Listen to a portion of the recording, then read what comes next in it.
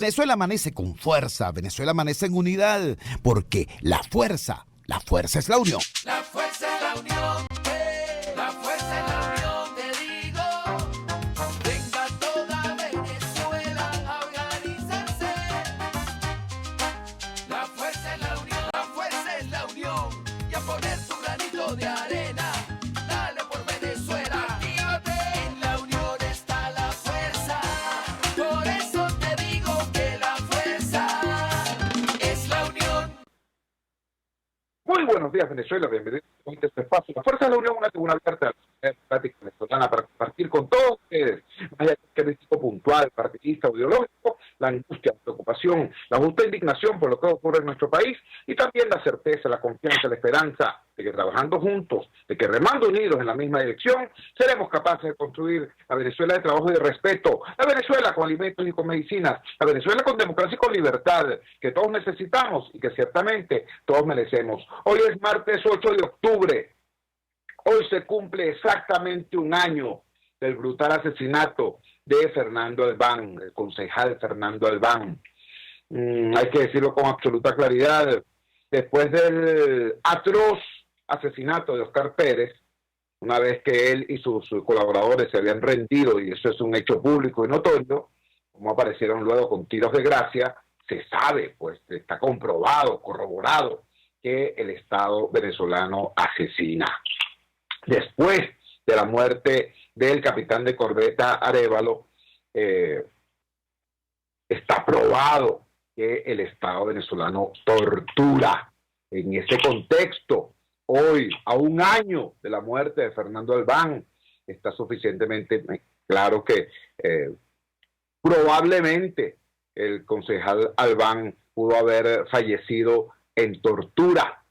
Eso pasa en regímenes que utilizan ese atroz mecanismo para amedrentar o para extraer confesiones, pero una vez fallecido, haber lanzado su cadáver desde un piso 10 en pleno corazón de Caracas y casi que al mediodía es evidentemente una decisión de otro tenor. Eso es un acto para sembrar y difundir terror.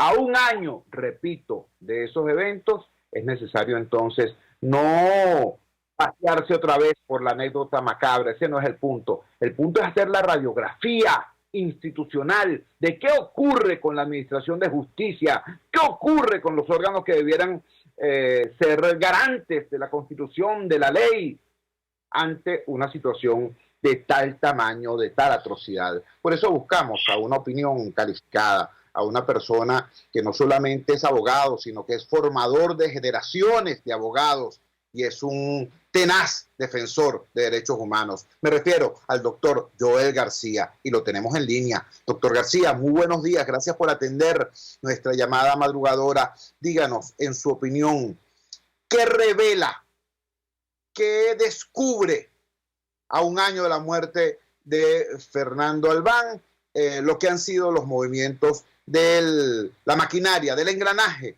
de administración de justicia en Venezuela? Le escuchamos. Buenos días, soy Chota Realba, y buenos días a todos tus radioescuchas y a quienes te ven a través de las diferentes redes. Como bien lo has dicho, Fernando Albán es un caso más de tantos que se han visto en Venezuela. Todo ello es responsabilidad exclusiva del Poder Judicial y de quienes lo dirigen. Vemos cómo ha sido paulatina pero firme el secuestro de autonomía e independencia del Poder Judicial durante estos 20 años. Basta ver aquel episodio cuando el presidente Hugo Chávez despedía a una serie de directivos de la empresa petrolera venezolana PDVSA a través de un pito, de un silbato. Si en Venezuela hubiese existido un poder judicial robusto, con independencia, con autonomía, eso no pudo haber sido, nunca pudo haber sucedido, porque ese poder judicial había parado esos desmanes. Vemos cómo el Poder Judicial, esos principios que están fundamentados en cualquier judicatura de un país desarrollado, democrático, como es la autonomía, la imparcialidad, la independencia, no existe en Venezuela.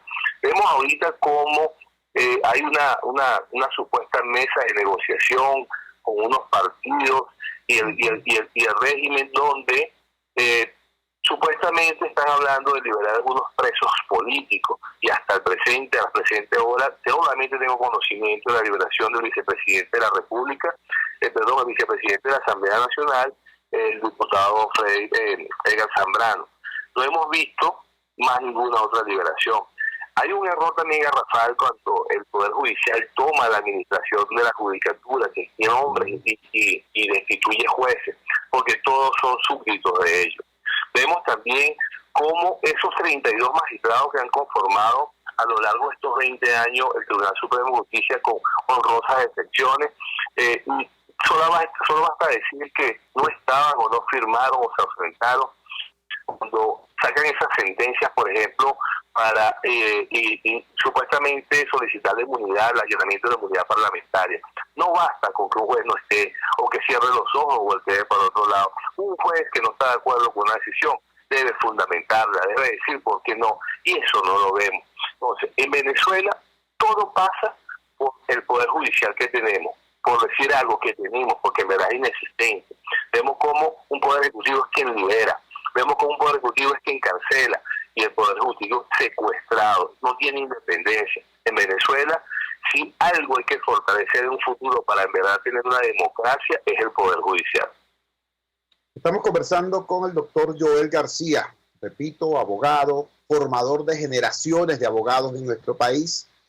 Yo tuve el privilegio de asistir a una graduación, al evento formal de una graduación de una promoción de abogados allá en el Colegio de Abogados en el Paraíso, y pude ver el cariño, la devoción prácticamente que le tienen sus estudiantes a Joel García. Y estamos haciendo, mejor dicho, estamos escuchando cómo Joel García hace una radiografía del sistema de administración de justicia a la luz de lo ocurrido en el caso de Fernando Albán, quien hoy cumple un año de asesinado. Joel, por favor, ya nos dijiste todo este tema, ¿no? Lo complejo, lo duro de tener unos jueces que en primer lugar no son jueces, porque hasta quienes se atreven tímidamente a disentir y a no cohonestar algunas sentencias no fundamentan, no razonan sus votos disidentes, sino que por el contrario sencillamente optan por el silencio. Es tal el estado de terror que reina allí después del caso Afiuni. Ahora háblanos por favor de la Fiscalía, del Ministerio Público. Háblanos de ese otro pilar fundamental de defensa de la constitucionalidad.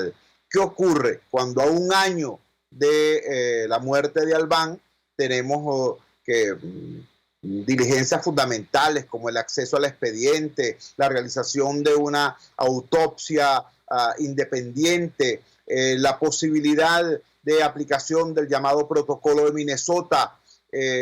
Todo eso no solamente no se cumple, sino que incluso más bien se persigue a los abogados que estaban o que tenían que ver con el tema de la defensa de la familia. ¿Qué muestra de todo a partir del caso Albán lo que es la realidad del Ministerio Público? Lo voy a resumir en 2 palabras. Es una forma de participación en los delitos o en la delincuencia. Cómplice necesario. Si la Fiscalía no fuese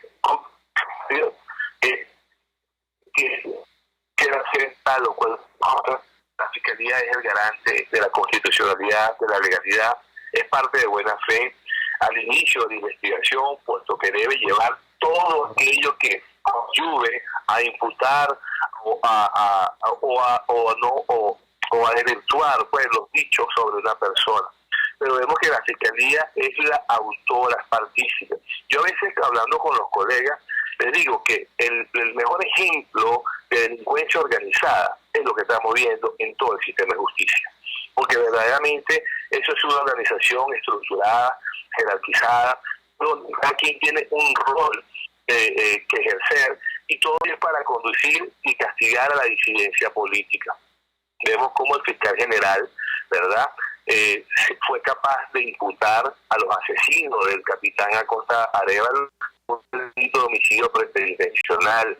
Vemos cómo el fiscal general es capaz de decir que las personas responsables de Fernando Albán van a ser enjuiciados por no guardar la debida custodia. Vemos cómo el fiscal general, cuando le hacen una pregunta incómoda, le evade. Vemos cómo el fiscal general dice que ellos están presentes en los interrogatorios. Todo eso es violatorio al debido proceso, y el fiscal general es una pieza fundamental. Y no estoy hablando solamente de Tarek William Saab, estamos hablando de la fiscalía desde hace 20 años, porque todos de alguna manera han sido los cómplices necesarios. Cuando hablamos de cómplices necesarios es que sin la participación de ese órgano, de esas personas, no es posible la realización de ello. ¿Y a qué conduce todo eso? Vemos cómo los colegas pues han perdido el estímulo de la lucha por los derechos. Pues vemos cómo los estudiantes también se sienten desmotivados porque ven que si se gradúan en un país como este, ¿para qué le va a servir eso, esta profesión? Vemos cómo la justicia es una simple hipocresía. Vemos cómo se habla de justicia en Venezuela cuando no existe. Vemos cómo los sectores que están encontrados, la oposición y el oficialismo, para todos se invoca la Constitución. Siempre he pensado que en un país donde se invoca la Constitución para todos es porque en ese país no se cumple la Constitución. Finalmente, estamos conversando con el doctor Joel García a un año de la muerte de Fernando Albán, que revela, intentaron ocultar muchísimas cosas, pero la muerte de Fernando Albán opera como una suerte de reflector, revelando oscuridades y triquiñuelas. Después que nos ha hecho esta radiografía, doctor García, ¿qué le dice usted a los nobles abogados, a sus alumnos, a las personas que están en el foro jurídico viendo este espectáculo de degradación y ciertamente disgustados por ello? ¿Cuál es su mensaje también al ciudadano? Okay. Ante ese mensaje, quiero hacer un paréntesis porque yo pude conocer y ver el expediente que se instruye con relación a la muerte de Fernando Albán. Y allí tuve la oportunidad de citar varias incongruencias y se las llevé pues, al Voz Populi Pública al fiscal general para que me contestara, y hasta ahora no ha dado respuesta a ello. Yo que vi ese expediente le puedo afirmar con toda responsabilidad que Fernando Albán no se suicidó. De ninguna manera. Lo que está ahí en ese expediente dice todo lo contrario. Ahora, el mensaje que le doy yo a los estudiantes de Derecho, a quienes están saliendo de un bachillerato y quieren estudiar Derecho, háganlo. Porque cuando un país se destruye a causa de un terremoto, necesitamos muchos ingenieros, muchos arquitectos, muchos obreros. Cuando un país tiene destruido el Poder Judicial, necesitamos gente proba, gente idónea, gente con nueva formación, que no esté contaminada. Y esa gente es la que se está formando en las aulas de las diferentes escuelas de Derecho de todas nuestras universidades. Háganlo. Vamos a motivarlo, vamos a crecer, porque la democracia y la libertad de Venezuela, yo sé que pronto va a llegar y vamos a necesitar de los mejores. Al ciudadano común, no pierda la esperanza. La justicia es un valor, la justicia está allí. Tarda, pero llega. Y la justicia la vamos a aplicar todas aquellas personas de bien que queremos una mejor Venezuela y que a cada quien le dé lo suyo, como lo dijo Ulpiano. Doctor García, le agradecemos vivamente no solamente el haber atendido nuestra llamada madrugadora hoy, martes 8 de octubre, sino le agradecemos también su apostolado, su rectitud, su valentía, el que siga siendo un faro para sus alumnos, para sus colegas, para los ciudadanos que tenemos la suerte de conocer su trayectoria y su ejemplo. Muy buenos días, doctor García. Muchas gracias, Chugo, por tus gentiles palabras. Muchas gracias a la audiencia que nos pudo escuchar. Gracias. Era el doctor Joel García, abogado, formador de generaciones enteras de abogados en nuestro país, dándonos esta radiografía del sistema de administración de justicia en Venezuela a un año de la muerte de Fernando Albán. Lo describe de manera muy sencilla.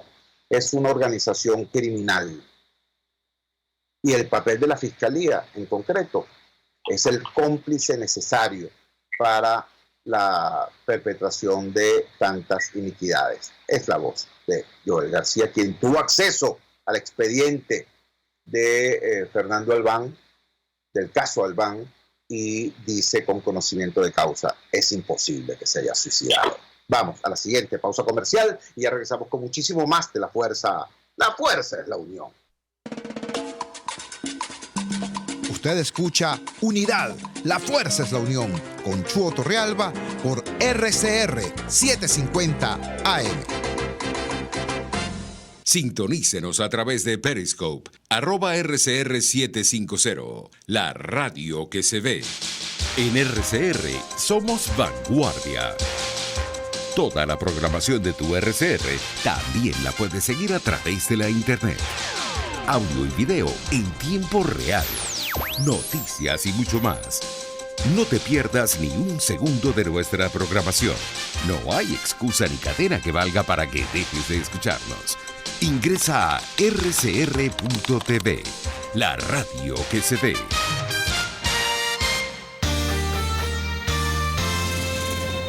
Los temas de actualidad más relevantes son expuestos a la luz de La Linterna. Diego Bautista Urbaneja le invita a formar parte de este ameno espacio de charla y análisis con una buena taza de café y al son de buena música. La Linterna, de lunes a viernes, a partir de las 2 de la tarde, por RCR 750 AM. Opinión, ideas en debate. Usted escucha a Chuo Torrealba en Unidad. La fuerza es la unión por RCR. Regresamos a la Fuerza de la Unión. Para esta hora teníamos previsto un contacto con el periodista especializado en tecnología, Fran Monroy Moret. Es importante y relevante este contacto porque, de acuerdo a lo que conversamos anoche con Fran Monroy, el retiro de la empresa Adobe de Venezuela es grave por dos razones, por tres en realidad. En primer lugar, porque deja sin sustento a una gran cantidad de venezolanos que tienen sus cuentas con los productos de esta compañía, sus bases de datos, muchos profesionales del diseño, de la arquitectura, que utilizan las herramientas de esta empresa y bueno, van a quedar literalmente en el aire. Nos decía Fran Monroy también que el otro peligro que hay sobre este tema tiene que ver con que, bueno, es un síntoma delicado. Decía, no es la primera y tampoco probablemente será la última gran empresa de tecnología que se retire del país a raíz de las sanciones impuestas por el gobierno norteamericano a Venezuela. Escúchese bien, a Venezuela, no al gobierno de Maduro, ¿ok? No al régimen de Maduro, no a los burócratas corrompidos, no a los corruptos, no a los violadores de derechos humanos, no a los torturadores, sino a Venezuela. Nos decía Fran Monroy que si este ejemplo de Adobe es seguido por Microsoft o es seguido por Apple o es seguido por Google, bueno, eso podría significar para los venezolanos el retorno brusco e instantáneo a la edad de piedra. Y significaría, fíjense ustedes qué curioso, significaría una victoria importantísima para el régimen, porque el régimen para comunicarse cuenta con diversos mecanismos de muy diversa factura, sus redes policiales, militares, etcétera. En tanto que la ciudadanía hoy, una vez que, bueno, acabaron con la prensa independiente, sacaron del aire a las emisoras como Radio Caracas Radio, volaron del espectro a RCTV y sometieron a la censura y a la autocensura las demás empresas. Después de eso, a la ciudadanía lo que le queda es precisamente Internet. Entonces, por supuesto, en condiciones de muchísima restricciones cada vez más graves. Pero entonces, repito, el retiro de estas empresas de alta tecnología podrían implicar una lesión muy fuerte para quienes tienen como única ventana de expresión el tema de la Internet. Nos decía eso Fran Monroy. Repito, tenemos severos problemas de comunicación. Lamentablemente no hemos podido establecer el contacto tal y como estaba previsto. Hay un tercer aspecto que es transparente en este momento para todos los venezolanos, que es el tema de la no solamente la justicia, sino además la eficacia de las de las evidentes sanciones impuestas por el gobierno de Donald Trump a Venezuela. Cuando este es un debate muy largo, este debate tiene años, y desde que se planteó, había una especie de postura polarizada, como siempre ocurre en nuestro país de hace 20 años para acá, ¿no? Habían personas que decían que sí, que las sanciones son efectivas, que la manera de hacer una tortilla es rompiendo los huevos, que bueno, claro que alguien podrá verse afectado, pero bueno, ese es el costo que hay que pagar, esos son los daños colaterales, ¿no? Generalmente la gente que hablaba así del sufrimiento del venezolano como daño colateral es gente que vive fuera de nuestro país, ¿no? O que viviendo en nuestro país tiene un nivel de vida que le permite estar seguro de que él y los suyos estarían fuera de esos daños colaterales. Bueno, ya estamos acá, ya estamos en esta situación. Ya no se trata de un debate entre extremistas y moderados, no. Ya estamos enfrente de los hechos, ya estamos viviendo cómo determinado tipo de sanción, en lugar de afectar a el régimen y a sus lacayos y a sus burócratas corruptos y a sus asesinos torturadores, lo afectan a usted que me está escuchando. Entonces, creo que más allá del cuento aquel de yo te lo dije, es una ociosidad, eso es una tontería, ¿no? Las sanciones son una realidad, ¿no? Y hay que entonces hacer un diseño no solamente de política opositora, sino de vida ciudadana, tomando en cuenta ese dato de la realidad que son las sanciones. Pero es también muy importante tener conciencia, ¿no? Y articular voces para exigir que se actúe de tal manera que el sufrimiento de la gente sea aminorado, que el sufrimiento de la gente no sea simplemente una barajita más del intercambio pugnaz entre los actores de la escena política. Alguien dijo por allí, cuando los elefantes pelean entre sí, quien sufre es la hierba que queda aplastada. Bueno, vale, estamos exactamente frente a ese caso y la hierba aplastada somos nosotros. La hierba aplastada somos los ciudadanos. Ayer veía yo un tuit de esta experiencia interesantísima que se llama Farmarato. Este es un establecimiento farmacéutico, por cierto, ubicado en un sector popular del oeste capitalino, que a partir del uso inteligente, asertivo de Internet, logró transformarse en todo un éxito, ¿no? El community manager de Farmarato es evidente, es ahorita una suerte de personalidad en las redes, porque hace lo que hace muy bien y no solamente posiciona comercialmente su establecimiento o el establecimiento para el cual trabaja, sino que además se ha transformado en un servicio público importante en estos tiempos de restricción en el acceso a las medicinas. Bueno, ayer Farmarato nos decía cómo puede verse afectado el servicio que presta a los ciudadanos a partir de esta medida de retiro de Adobe. Yo me pregunto, les pregunto a ustedes, si el señor Nicolás Maduro necesita un medicamento, ¿no se lo llevan corriendo sus edecanes y sus asistentes, sus acólitos? Si el señor Diosdado Cabello, Dios no lo quiera, necesitara un medicamento, ¿no se lo llevan en helicóptero, utilizando incluso los recursos del Estado, de la Fuerza Armada, como dicen que ocurre incluso con la producción de su programa de televisión, ¿no? Sí. Es así, ¿vale? Quien necesita Farmarato es usted, no los capitostes del régimen. Entonces, ¿a quién termina afectando esta situación?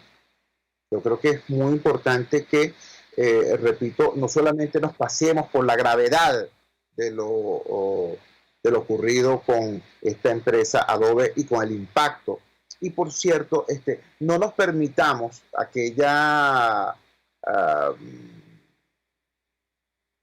aquel gesto de ignorancia, ¿no? Ustedes recuerdan a la señora Foforito cuando empezó el deslave del bolívar frente al dólar.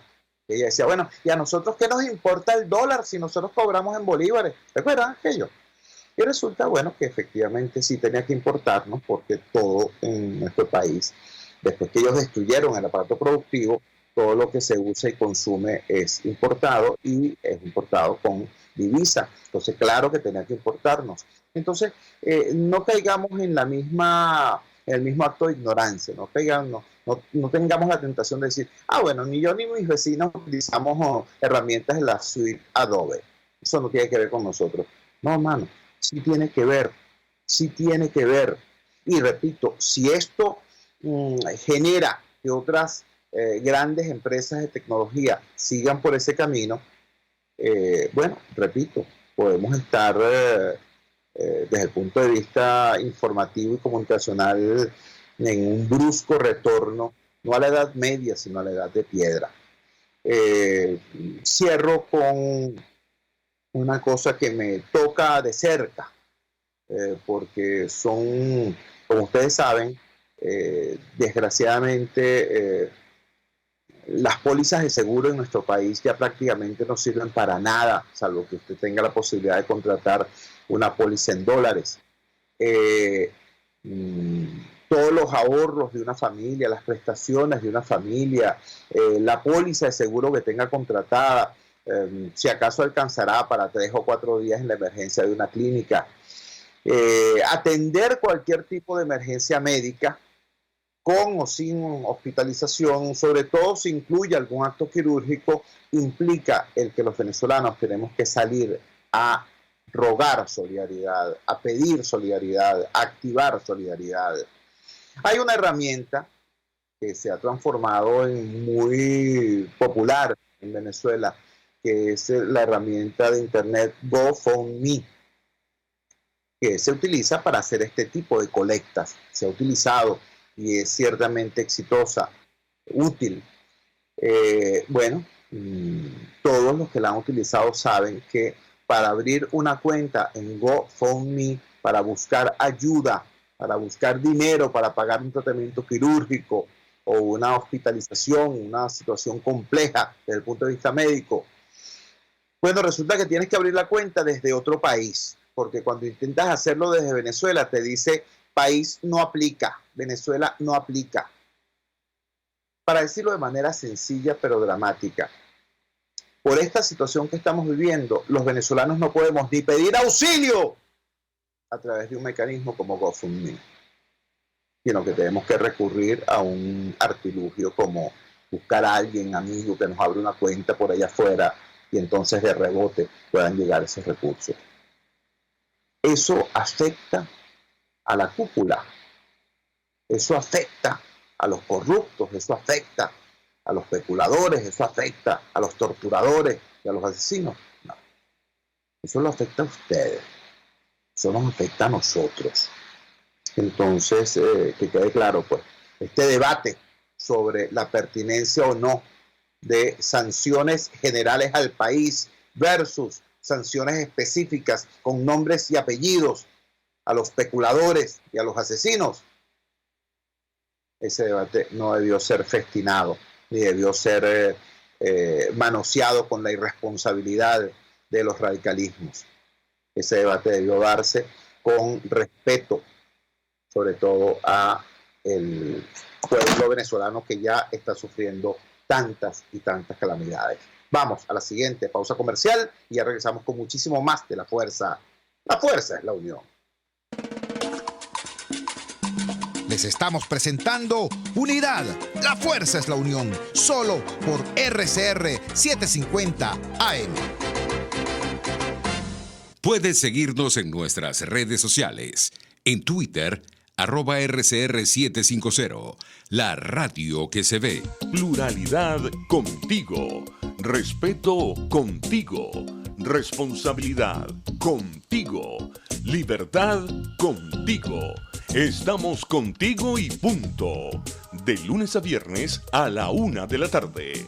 Contigo, solo por RCR 750 AM. Porque lo bueno une.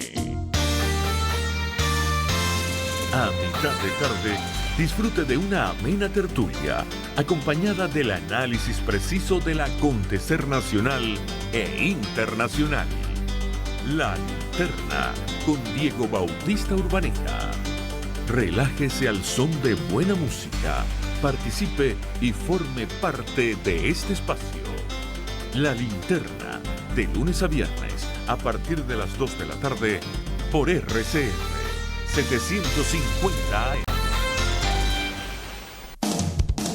RCR 750 AM, porque lo bueno une.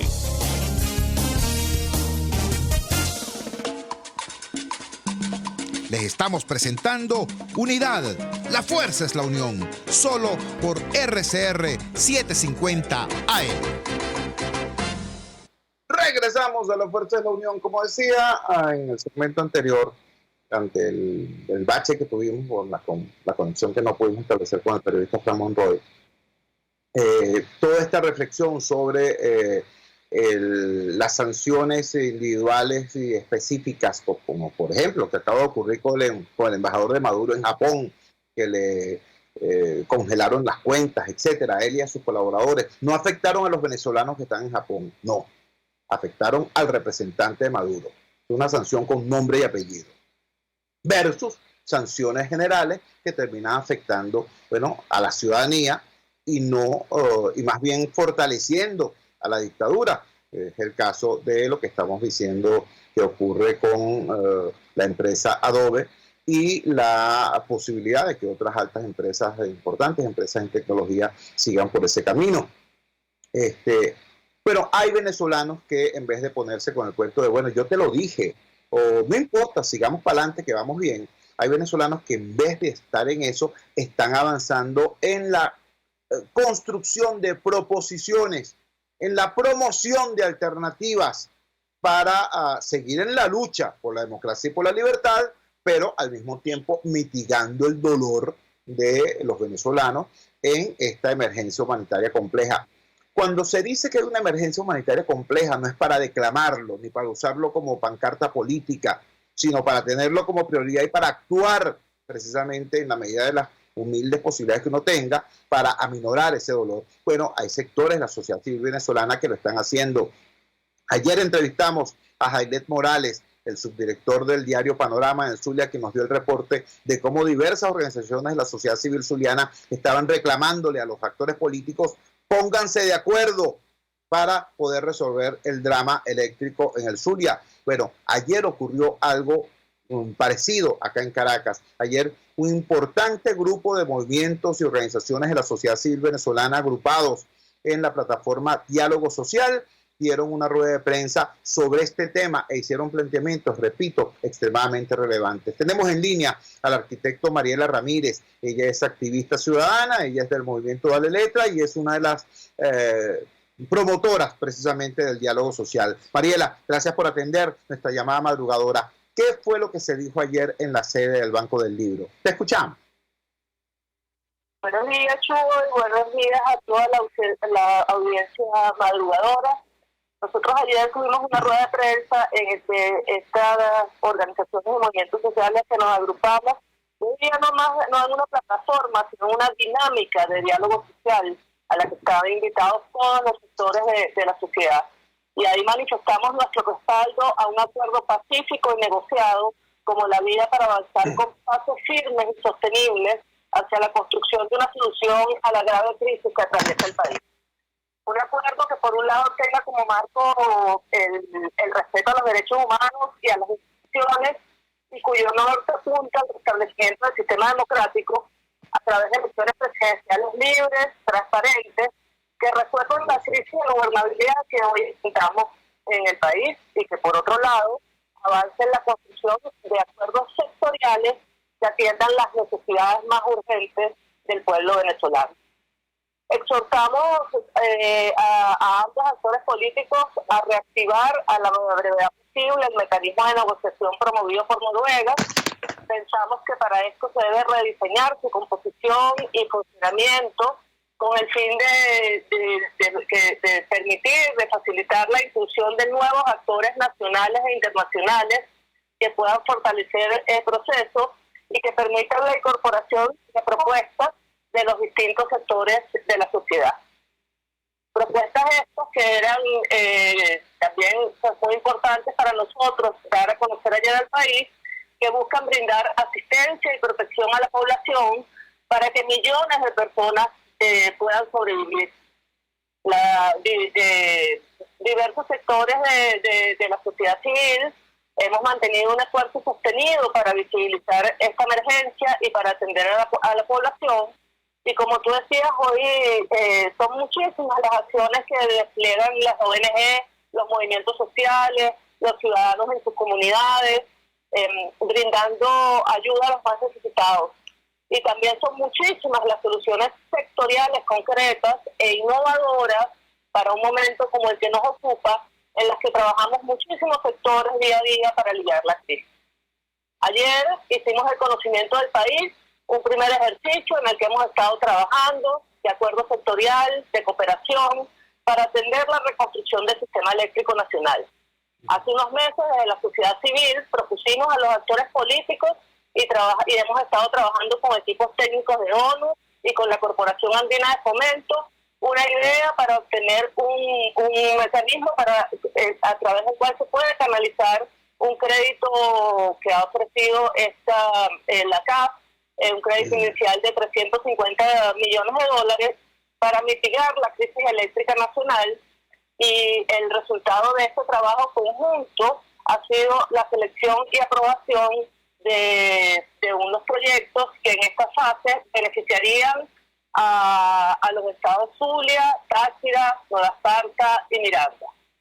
Este acuerdo se trata de utilizar el mecanismo humanitario de la ONU como espacio institucional compartido para canalizar recursos al país que están represados porque ni el Ejecutivo ni el Legislativo están incapacitados para manejar recursos y solucionar los problemas del país.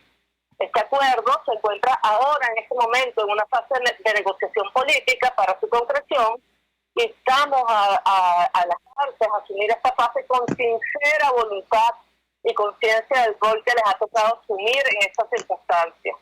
Este tipo de acuerdos, que hemos denominado sectoriales, implican la participación de múltiples actores y, diversos técnicos, y sobre todo la creación de estas instituciones de gestión ad hoc que garanticen la supervisión de estos programas.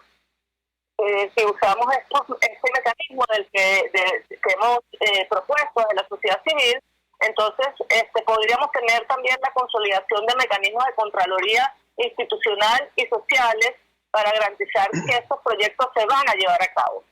El objetivo de estos acuerdos sectoriales es, favorecer las capacidades para la solución de los problemas inmediatos y gravísimos que padecemos los venezolanos, y que deben ser abordados con un enfoque despolitizado, de modo que la solución que estamos construyendo no pueda ser utilizada para las narrativas particulares de los intereses de cada actor. Estos acuerdos, son, como tú hablabas en el programa, para mitigar la crisis. No solucionan la crisis estructural del país, pero son necesarios porque permiten aliviar el sufrimiento de nuestra gente, y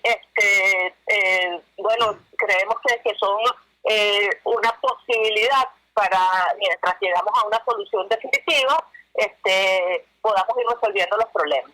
Sin embargo, alertamos que estos acuerdos no deben ser ni un condicionamiento ni un obstáculo para la negociación política que busca la solución integral para el futuro del país, que está, a nuestro juicio, representada en esta iniciativa promovida por el Reino de Noruega, y que, insistimos, debe ser reactivada a la mayor brevedad posible. para escuchar estos acuerdos sectoriales. Estamos haciendo un llamado desde aquí también, todos los ciudadanos del país, a mantenerse activos, cohesionados en la lucha por nuestros derechos, y que comprendamos los ciudadanos que es esencial fortalecernos como sociedad para vencer esta emergencia en todas sus dimensiones y causas. Mariela, creo que ha sido suficientemente clara y explícita tu exposición, y además llena de información que el público necesita conocer sobre cómo desde una iniciativa ciudadana se han logrado contactar desde estas fuentes de recursos hasta los protocolos y mecanismos que podrían hacer posible la mitigación de la tortura que están sufriendo, por ejemplo, los habitantes de Maracaibo, sí, pero también la severa afectación que viven los habitantes de San Cristóbal, de Porlamar y del estado Miranda. Tengo entendido que hoy este tema pudiera ser tratado en la agenda de la Asamblea Nacional. ¿Eso es correcto? Sí, van a discutir la situación del Zulia y en la crisis eléctrica nacional en la Asamblea Nacional. Lo vi en el primer punto de la agenda del día de hoy.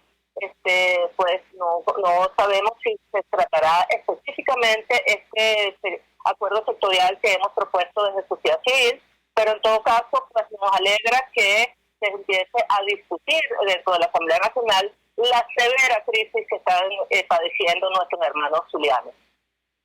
Finalmente, Mariela, para que quede absolutamente claro, yo no tengo ninguna duda al respecto, pero en este debate polarizado que vivimos los venezolanos desde hace décadas ya, lamentablemente las posturas inteligentes con más argumentos que consignas son a veces echadas a un lado o descalificadas simplemente. Teniendo claro que ustedes hacen este planteamiento en la procura de mecanismos que no puedan ser instrumentalizados por ninguna de los lados que están en pugna por el poder. Sin embargo, yo creo que valdría la pena aclarar que surge desde un sector de la sociedad civil que está firmemente comprometido con la búsqueda del cambio. El movimiento Dale Letra ha sido visto, tragando gas lacrimógeno en más de una ocasión, enfrentando ese tipo de situaciones y reclamando más bien espacio para la protesta pacífica. Ustedes forman parte de la Alianza por la Protesta Pacífica, de la Alianza en Protesta Pacífica. Háblanos de eso, del perfil de quienes están haciendo este planteamiento y estas propuestas. Bueno, como decía al principio del programa, Chuo, nosotros el diálogo social no lo consideramos una plataforma, una figura, digamos, que tiene una identidad de un grupo de organizaciones. Nosotros hemos planteado el diálogo social en la sociedad más bien como una dinámica, como una manera de relacionarnos entre los venezolanos y entre los diferentes sectores sociales, políticos, económicos que hacemos vida en el país. Nosotros tenemos más de 2 años en un proceso de consulta permanente con todos los actores relevantes del país y yendo también a comunidades, a escuchar a la gente. Y desde esa conversación, desde esa dinámica permanente de intercambio, discutiendo, analizando la situación del país, surgió entre organizaciones de la Red de Derechos Humanos y activistas sociales como el Movimiento Dale Letra y otros movimientos que hacemos vida en esta dinámica, surgió en una discusión la posibilidad de utilizar este mecanismo humanitario como espacio institucional en este momento en el que tenemos este deslave institucional. Así que esa es una idea que no tiene, que es producto de esa dinámica. No podríamos decir que tiene una persona en específico que se le ocurrió la idea, sino más bien es justamente el producto de esa dinámica de diálogo entre nosotros, de donde surge esta iniciativa, y nosotros la llevamos entonces a muchos sectores políticos hasta que logramos operativizarla políticamente y hemos estado trabajando en ella, y ahora en esta fase, digamos, en la que se han terminado de seleccionar los proyectos técnicos, etcétera, que se van a llevar a cabo, pues viene esta fase de negociación política y estamos haciendo este exhorto de desde la ciudadanía para que cada una de estas políticas comprenda la importancia que tiene llegar a estos acuerdos sectoriales fuera de la diatriba política para aliviar, como dije anteriormente, el sufrimiento de nuestra gente. Mariela, muchísimas gracias por regalarnos estos minutos esta madrugada del martes 8 de octubre. Un gran abrazo. Gracias a ti, Chugo, y saludos a toda la audiencia.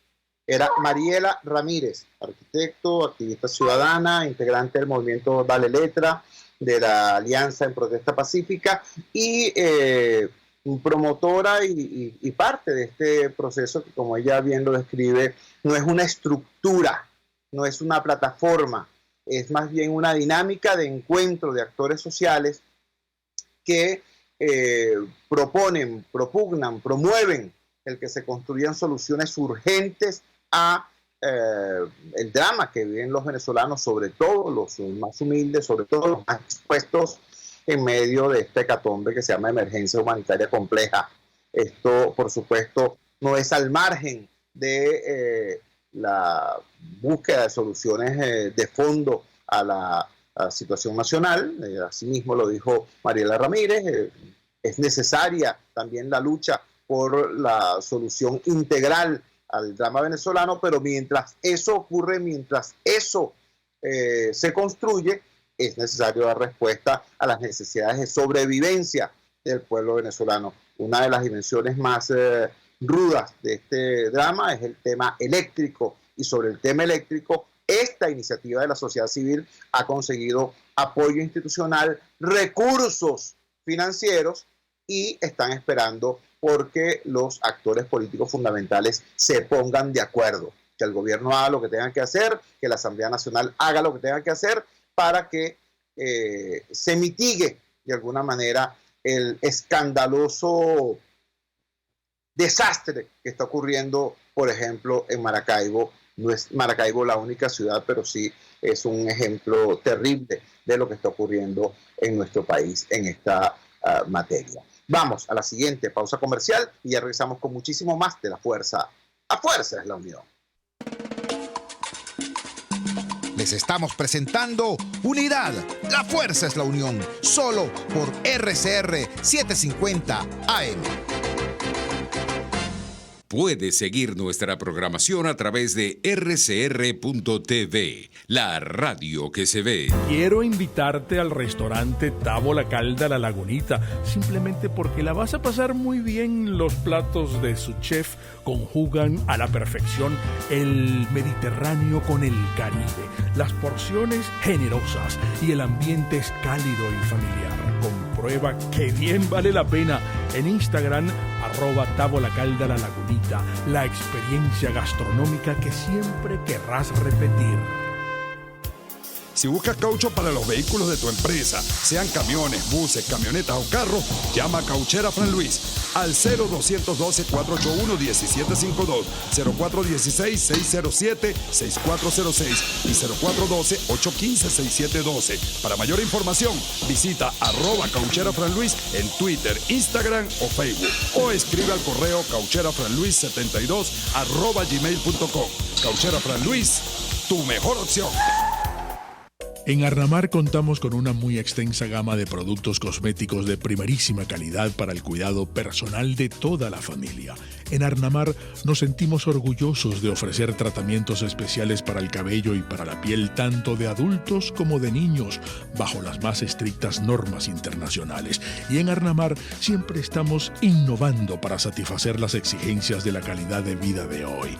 Arnamar Cosméticos, toda una vida dedicada al cuidado personal de la familia venezolana.